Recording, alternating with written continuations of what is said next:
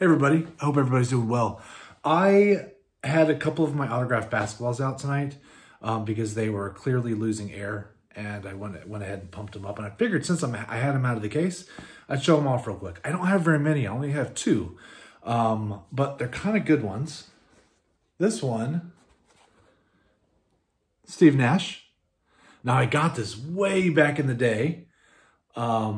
When he was with the Mavericks, early with the Mavericks, like people didn't really pay attention. There's a radio station in town in Dallas called The Ticket. And every year they have something called Ticket Stock. And Ticket Stock used to be awesome for getting autographs.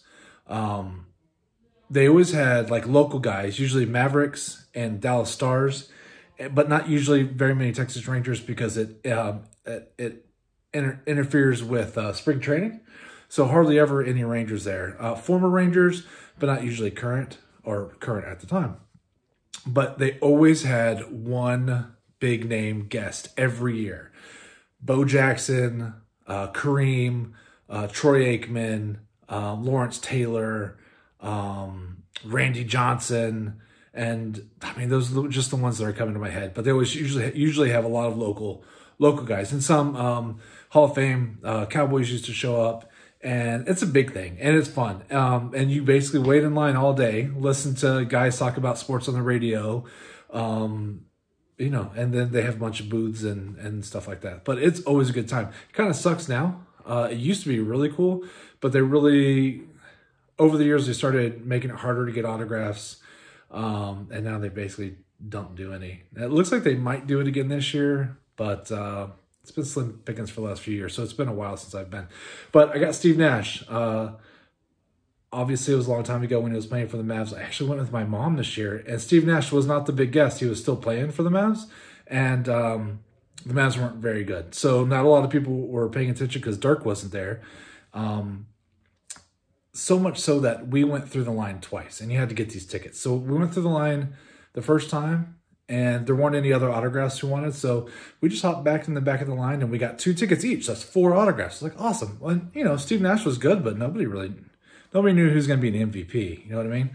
So I had one 8x10. That's all I had, and usually I had vendors there selling stuff, but they didn't have any for Steve Nash because, again, he wasn't a big name. So we had to go to a local card shop, and that guy only had 2 basketball cards. And so I was like, okay, I'll buy the 2 basketball cards. And I was like, we still have 1 ticket left, and what am I possibly going to get signed?